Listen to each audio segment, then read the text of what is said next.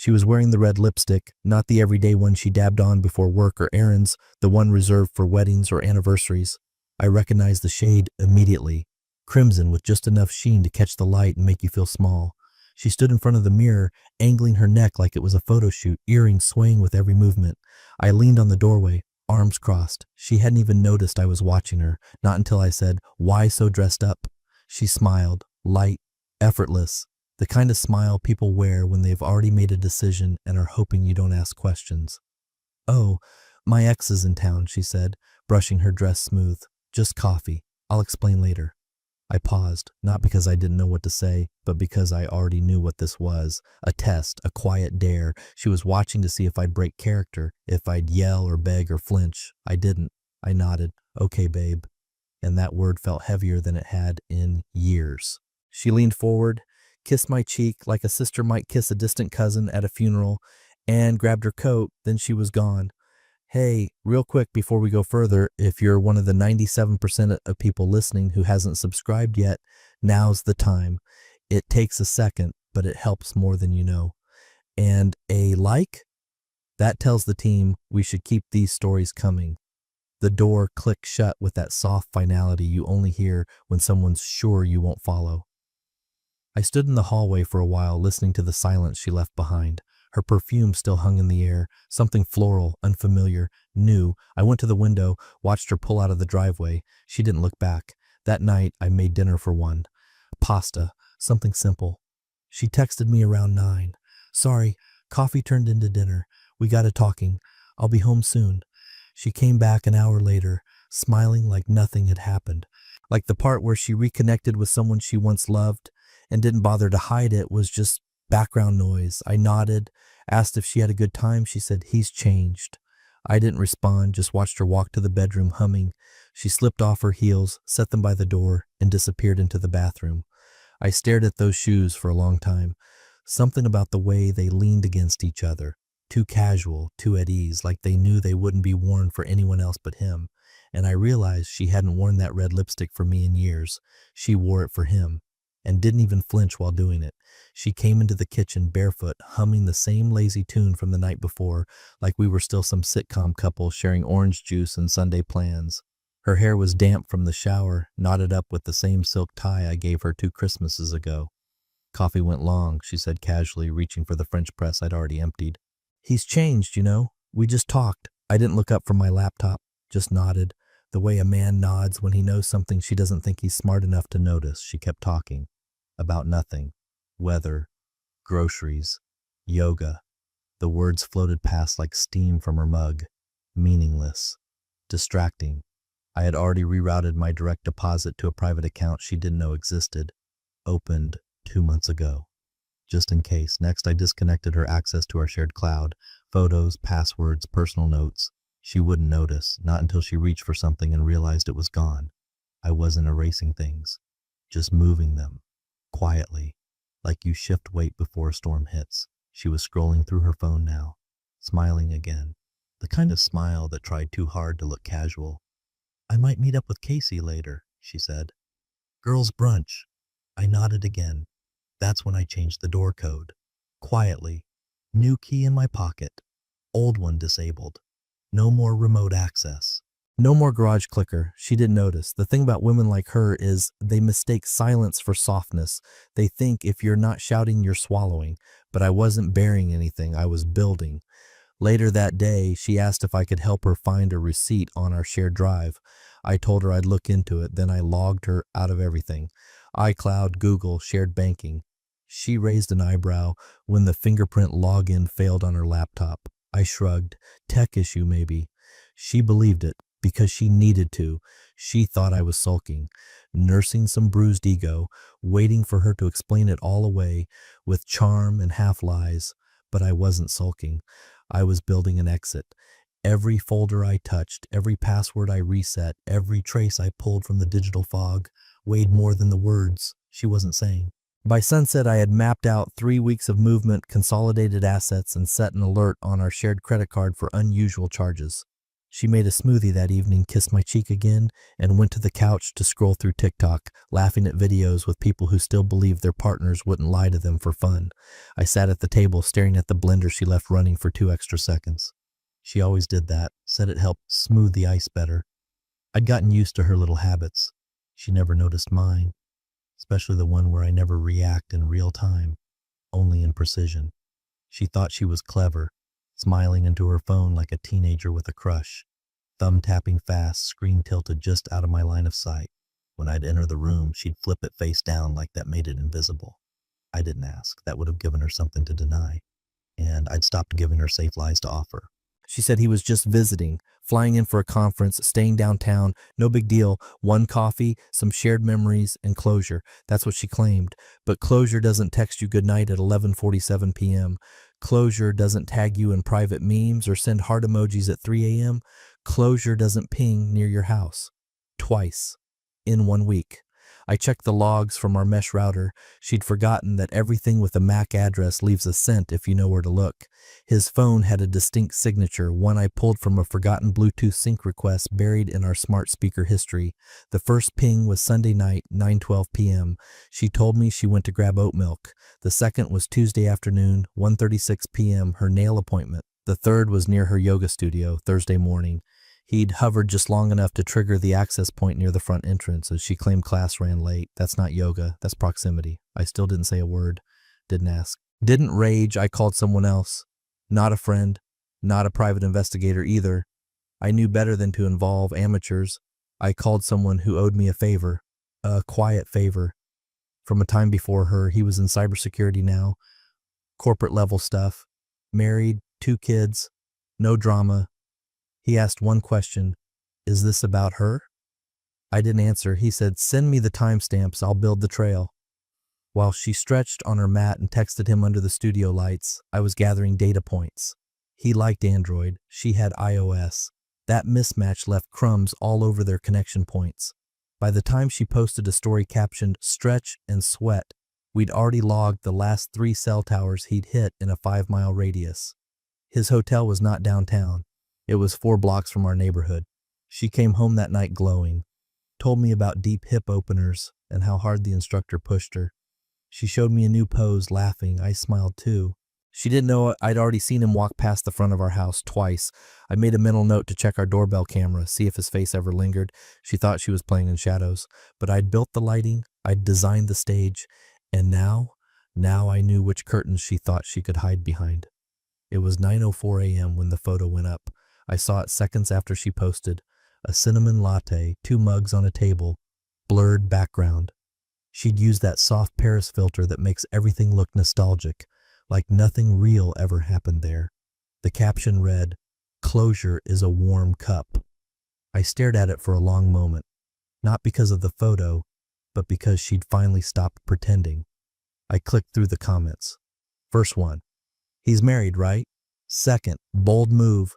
No likes, no hearts, just the kind of quiet that shows up when even your friends don't know how to defend you. She was in the shower when I checked her page. I could still hear the water running, her humming something half-hearted and out of tune. I scrolled back to her feed, trying to see if she'd posted anything else recently, but that was it, just that single image, a shot not meant for me, a message she didn't think I'd decode. I didn't comment, didn't like, didn't even screenshot, I didn't have to. 3 hours later, my phone buzzed. A DM request from a private account with no profile picture. I hesitated, then opened it. The message was short. You don't know me, but I'm his wife. Just like that, no emojis, no punctuation after the period, just the ice-cold clarity of a woman who's moved past suspicion and into fact. I read it twice before I replied. I thought he was your ex. She responded instantly. That's what he said about her. I didn't ask for proof. She didn't offer it, didn't need to. The photo was proof enough. The coffee, the caption, the timing. He'd told his wife it was over. She'd told me it was harmless. Meanwhile, they'd been sipping closure from matching mugs like no one else existed. The next message came 5 minutes later.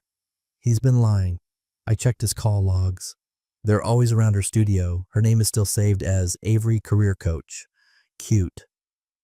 I stared at the screen. Avery, that was the name she used professionally. She said clients respected it more than her real one, said it sounded stronger. Apparently he thought so too. I didn't reply right away.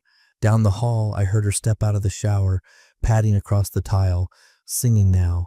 She was in a good mood. She always was, after seeing him. I wondered if she'd noticed her own patterns, wondered if she thought I hadn't. The last message from the wife came hours later. We should talk.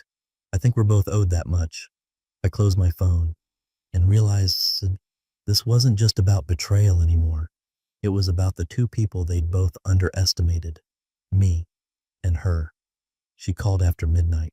Not because it was convenient, but because that was when the silence pressed in hardest for both of us. Her voice was calm, but I could tell she'd been crying earlier, had that hollow softness around the edges, like she'd rehearsed the first few lines and then let them fall apart halfway through.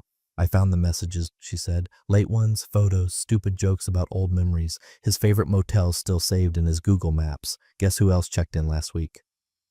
I didn't have to guess. I was sitting in the dark, cross-legged on the living room floor, phone to my ear, the faint blue glow from the TV casting shadows across the carpet. I could have lied, pretended I didn't know how far it had gone, but I was done protecting her from the weight of her own choices. He said it was innocent, she continued, quieter now. I almost smiled. Mine too. A pause, and then she laughed, just once, sharp and exhausted. You know what gets me, she said. He acted like I should be proud of how honest he was being. I told you I met her for coffee, like that's a confession, like that makes the backseat meetings and deleted texts, okay? I know, I said. She looked me in the eye and called it closure, like her past somehow deserved more grace than her present. We sat in that shared ache for a long moment, two strangers linked by the same knife, neither of us asking the other to pull it out, just acknowledging the wound. She told me more, about the first time she got suspicious, how he started dressing nicer, shaving again, smiling at his phone the way he hadn't smiled at her in years, how he got a new playlist and started quoting movies he hadn't seen since college. He was preparing, she whispered, for someone else. I know, I said again. There was something sharp in that mutual knowing, a clarity, like we'd both stopped trying to interpret the lie and instead decide to read the silence between it. We didn't talk revenge, not out loud, but the idea was there, coiled between our words like static. They loved the secrecy, she said after a while. That's what did it, not the affection, not even the sex, just the thrill of being hidden.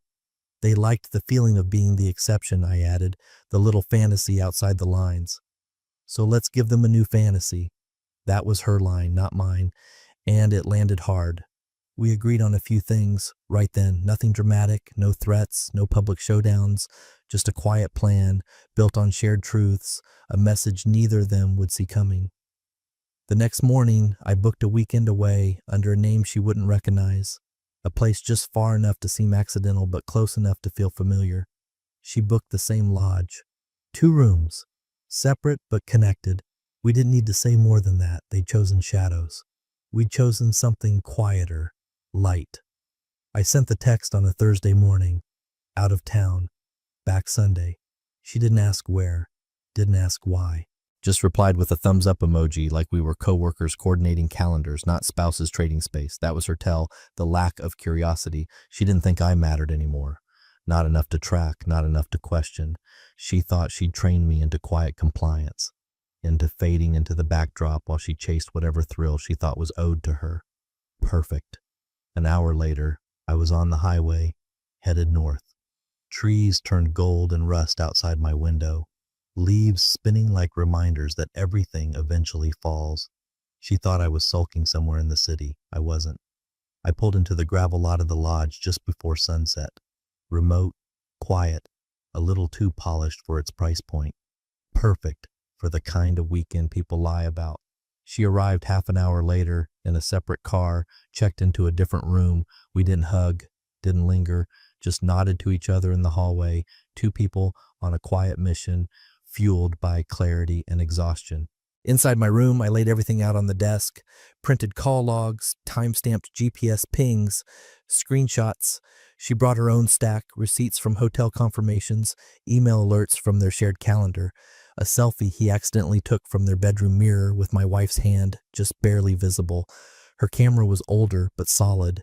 She checked the battery, packed a second lens. I asked if she needed help. She didn't. This isn't to humiliate them, she said, steady. just to mirror their game back to them. Nothing louder than what they gave us. I nodded. Understood. That night, we sat in the lodge restaurant, a quiet corner booth near the fireplace. No touching, no flirting. Just two people drinking wine like war generals comparing maps. She showed me one final message her husband sent. "Wish we could freeze time," it read. "You're still the only one who sees me." I shook my head, not at the words, but at the fact that I'd once believed her when she said he was ancient history. He wasn't. He was the blueprint, and now he'd returned to finish what she always left open. "Will they come here?" I asked. She shrugged. "They've done it before." We waited, not to catch them, to remind them we were never blind, just quiet. And now the silence was tactical. Her text came at 4:12 p.m. "Miss you. Let's reconnect this weekend?" Just us. I stared at it for a moment, not because I didn't expect it, but because I knew exactly why she sent it. He'd gone cold or busy, or had to explain something to his wife. Whatever the excuse, he'd disappeared just long enough for her to start reaching back toward the safety net she'd been slowly slicing holes into. I replied simply, "Already booked," and she responded with a heart. No question, no curiosity, just that soft bait she always used when she wanted to reset the story. It used to work, used to make me lean in again, buy into the illusion that what we had was just bruised, not broken. Not anymore. Downstairs, the fire in the lodge restaurant cast slow, flickering shadows on the wood-paneled walls. Couples murmured over dinner. A jazz trio played in the corner. Nobody noticed us.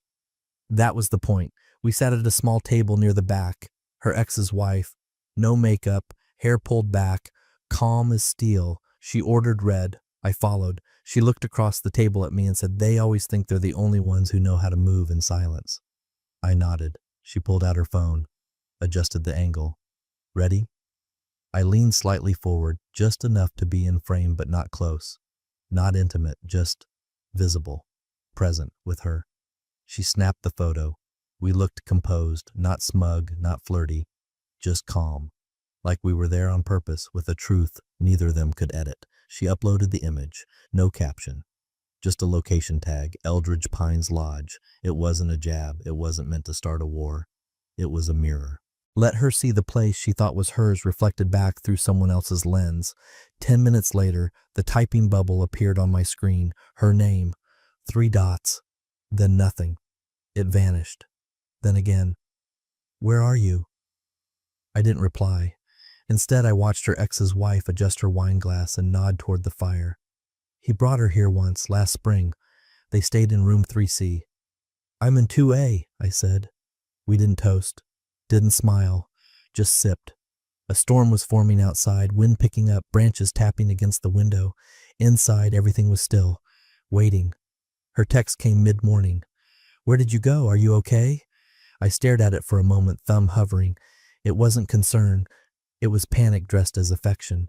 She'd noticed the silence, the shift, the absence of routine check-ins, and the dull predictability she'd grown comfortable ignoring. But this wasn't about routine anymore. This was the echo after a door quietly shuts and locks. I scrolled to the photo on my phone. The one we'd taken by the lodge fireplace. Her ex's wife in a black sweater, calm and direct. Me beside her, composed.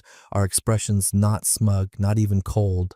Just steady, not leaning into each other. Just sitting, wine in hand, clear and unmistakable. I attached it to the message, hit send. No words, no caption, no context, just that one image, and I knew what it would do. She'd study it frame by frame, trying to decode what she wasn't told, wondering how, when, why. She'd see the wine glasses and the soft glow of the fire and realize she wasn't the only one who could paint intimacy and suggestion. The read receipt pinged instantly, then nothing. No reply. I waited. She cracked 3 minutes later. "Why are you with her?" I didn't answer. Did you plan this?" Still nothing. "Is this a joke? Tell me this is a joke." I turned off read receipts. It was never a joke.